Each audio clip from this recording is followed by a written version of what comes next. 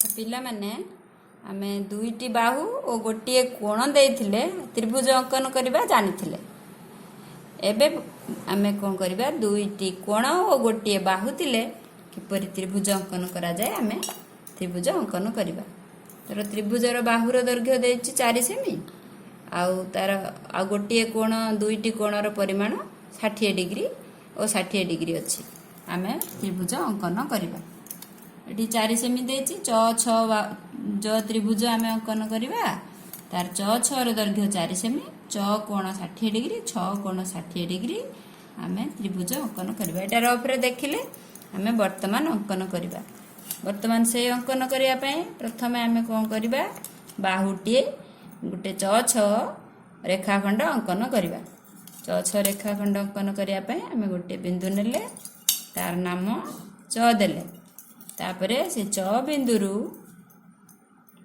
चार ए बिंदुर नाम च मु 6 दे देथिले मैं च देबा। तापरे आमे कोन करबा एठू 4 सेमी दैर्घ्य विशिष्ट नै कि आ गोटे बिंदु देले तार नाम देले 6। वर्तमान ए दुईटी बिंदु को आमे जोड़ी देबा ओ च छ रेखाखंड पाइबा। च छ रेखाखंड पाई गेले तापरे आमे कोन करबा च बिंदु रे प्रोट्रैक्टर साहाय्य रे 60 डिग्री कोण अंकन करबा। ठीक 60 डिग्री एठी आमे बिंदु देले ए रेखाखंड को बढ़ाई देले रश्मिटा को आमे बढ़ाई देले तापरे तार तो किछि माप नाही आमे वर्तमान 6 बिंदु रे मध्य से भली 60 डिग्री कोण अंकन करबा।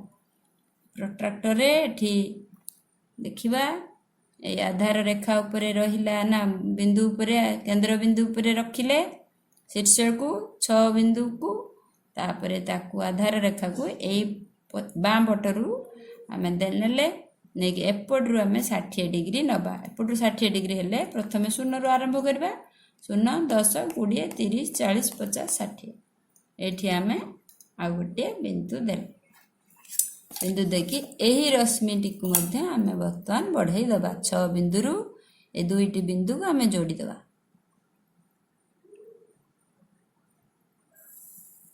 हैला वर्तमान दुईटी रेखाखंड जोठी मिलित हेले ता नाम दे दबा ज।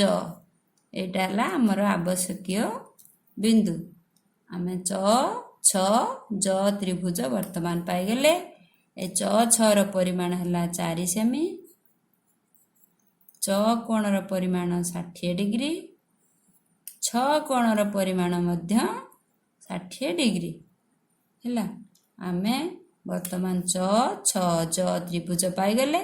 तमे मापी के च ज ओ छ ज र परिमाण लेखि परिबो। एबे आमे दुईटी उपाय रे त्रिभुज अंकन करिबा सिखिले तमे एम्ति चेष्टा करी कि आउ किछि आउ दुई तीनोटी त्रिभुज अंकन करिबो तमर अभ्यास हे जिवो।